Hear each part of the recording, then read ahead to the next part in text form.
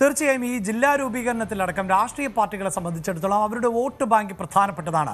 മത സാമുദായിക സംഘടനകളിൽ നിന്ന് ഉൾപ്പെടെയുള്ള വോട്ട് ഉറപ്പിക്കേണ്ടതും അവരുടെ ആവശ്യകതയാണ്. എന്നാൽ കഴിഞ്ഞ തെരഞ്ഞെടുപ്പുകളിൽ, പ്രത്യേകിച്ച് നിയമസഭാ തെരഞ്ഞെടുപ്പ്, അതിനു മുമ്പ് നടന്ന തദ്ദേശ തെരഞ്ഞെടുപ്പുകളിൽ ഇടതു മുന്നണിയോട് ന്യൂനപക്ഷങ്ങൾ അകലം പാലിച്ചു എന്നതാണ് അവരുടെ കണക്കുകൂട്ടൽ. വോട്ട് വിഹിതത്തിലും ആ കുറവ് വന്നിട്ടുണ്ട്.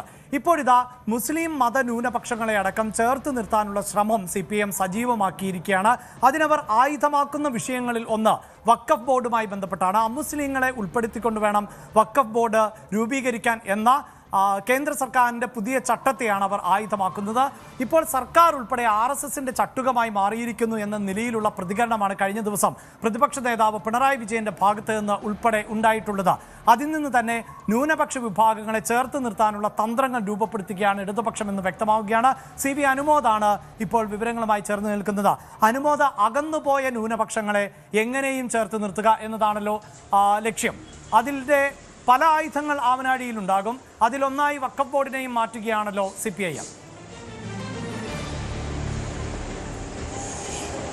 തീർച്ചയായും നമുക്കറിയാം, കഴിഞ്ഞ തെരഞ്ഞെടുപ്പുകളിലൊക്കെ ഇടതുപക്ഷം എപ്രകാരമാണ് ന്യൂനപക്ഷങ്ങളെ അവർക്കൊപ്പം ചേർക്കാൻ ശ്രമങ്ങൾ നടത്തിയത് എന്നുള്ളത്. വലിയ തോതിൽ തന്നെ അവർ ഇടതുപക്ഷത്തിന്റെ ആശയങ്ങൾ അല്ലെങ്കിൽ അത് സുന്നി സമസ്തയുടെ പത്രങ്ങളിലും മറ്റു പത്രങ്ങളിലൊക്കെ ആയിട്ട് നൽകുകയും അത്തരത്തിൽ വലിയൊരു പ്രചാരണത്തിന് അവർ ശ്രമിക്കുകയും ചെയ്തിരുന്നു. എന്നാൽ തെരഞ്ഞെടുപ്പ് ഫലം വന്നപ്പോൾ അതൊക്കെ തന്നെ തള്ളിക്കളഞ്ഞുള്ള ഒരു തീരുമാനമാണ് ജനങ്ങളെടുത്തതെന്ന് വ്യക്തമായി. പക്ഷേ ഇപ്പോൾ വീണ്ടും മുസ്ലിം സമുദായത്തെ ഒപ്പം ചേർക്കാനുള്ള ശ്രമങ്ങൾ ഇടതുപക്ഷം നടത്തുന്നു എന്നുള്ളതിന് ഏറ്റവും പ്രധാനപ്പെട്ട ഒരു ഉദാഹരണമാണ് കഴിഞ്ഞ ദിവസം മലപ്പുറത്ത് നടന്ന വഖഫ് സമ്മേളനം അല്ലെങ്കിൽ വഖഫ് സെമിനാർ.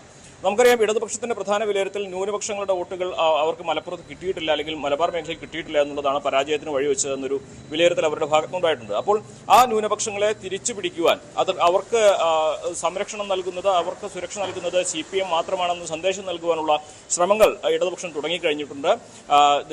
ഇപ്പോൾ കഴിഞ്ഞ ദിവസങ്ങൾ വെള്ളപ്പള്ളി നടേശനെ തള്ളിപ്പറഞ്ഞുകൊണ്ടുള്ള ഗോവിന്ദൻ മാഷയുടെ പ്രസ്താവന, അതിനൊപ്പം തന്നെ ഇപ്പോൾ വഖഫ് സമ്മേളനം, വഖഫിനെ സംരക്ഷിക്കാനുള്ള ഉത്തരവാദിത്തം ഇടതുപക്ഷം മാത്രമാണ് എടുത്തിട്ടുള്ളത് എന്ന തരത്തിലുള്ള സന്ദേശം കോൺഗ്രസും അതേപോലെ മുസ്ലിം ലീഗും അടങ്ങുന്ന UDF RSSന്റെ സ്തുതിപാഠകരും അവർക്ക് മുമ്പിൽ സാഷ്ടാംഗം പ്രണമിക്കുകയും ചെയ്യുന്ന സാഹചര്യമാണ് നിലവിലുള്ളതെന്ന പിണറായി വിജയന്റെ പരാമർശം. ഇതൊക്കെ തന്നെ ഇടതുപക്ഷമാണ് ന്യൂനപക്ഷങ്ങളുടെ ആശയങ്ങൾ എപ്പോഴും സംരക്ഷിക്കാനുള്ള നിലപാട് സ്വീകരിച്ചിരിക്കുന്നത് എന്ന സന്ദേശം ന്യൂനപക്ഷങ്ങളിലേക്ക് എത്തിക്കാനുള്ള ശ്രമങ്ങൾ ഇടതുപക്ഷം തുടരുന്നതിന്റെ ഭാഗമായിട്ടുള്ള നീക്കങ്ങളായിട്ട് വേണം കാണുവാൻ. കഴിഞ്ഞ ദിവസം മലപ്പുറത്ത് നടന്ന സെമിനാറിൽ പിണറായി വിജയൻ നടത്തിയ പ്രസ്താവനകൾ, അദ്ദേഹത്തിന്റെ വിമർശനങ്ങൾ, അതൊക്കെ തന്നെ ഈ തരത്തിലേക്കാണ് സാഹചര്യം നീക്കുന്നത്. ഒപ്പം തന്നെ സമസ്തയിലെ ഉന്നത നേതാവായിട്ടുള്ള ഉമർ ഫൈസി മുക്ക്, അദ്ദേഹം ഇപ്പോഴത്തെ വഖഫ് ബോർഡ് മെമ്പറാണ്, അദ്ദേഹത്തിന്റെ സാന്നിധ്യം കൂടി ആ ഒരു സമ്മേളനത്തിൽ ഉണ്ടായിരുന്നു എന്നുള്ളതും സമസ്തയിലെ ഒരു വിഭാഗം ഇതിനൊക്കെ ഇടതുപക്ഷത്തിനൊപ്പം നിൽക്കുന്നു എന്ന സന്ദേശം നൽകുന്നതിന് കൂടി സഹായിക്കുന്ന ഒന്നാണ്. എന്ത് തന്നെയാണെങ്കിലും ജില്ലാ വിഭജനം എന്ന വിഷയത്തിലേക്ക് നമ്മൾ നേരത്തെ പറഞ്ഞു സൂചിപ്പിച്ചതിന് തുടർച്ചയായിട്ട് പറയുമ്പോൾ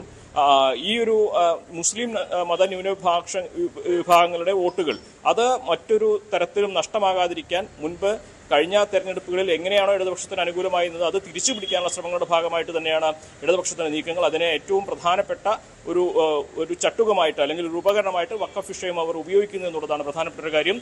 ഇതിൽ വളരെ തന്ത്രപരമായ നിലപാടാണ് മുസ്ലിം ലീഗ് സ്വീകരിച്ചിരിക്കുന്നതെന്നും ഈ ഘട്ടത്തിൽ വളരെ ശ്രദ്ധേയമായ ഒന്നാണ്. അഭിലാഷ്, മുസ്ലിം ലീഗിനെ ഒറ്റപ്പെടുത്തുക, ഒപ്പം സർക്കാരിനെതിരെ അത് ആയുധമാക്കുക, ആത്യന്തികമായി UDFനും RSSനും എതിരെയുള്ള ആയുധമാക്കി വിഷയത്തെ മാറ്റുക എന്ന തന്ത്രത്തിലേക്ക് CPIM കടക്കുകയാണ്. കൂടുതൽ വാർത്തകൾക്ക് News 18 Keralam YouTube channel subscribe ചെയ്യുക.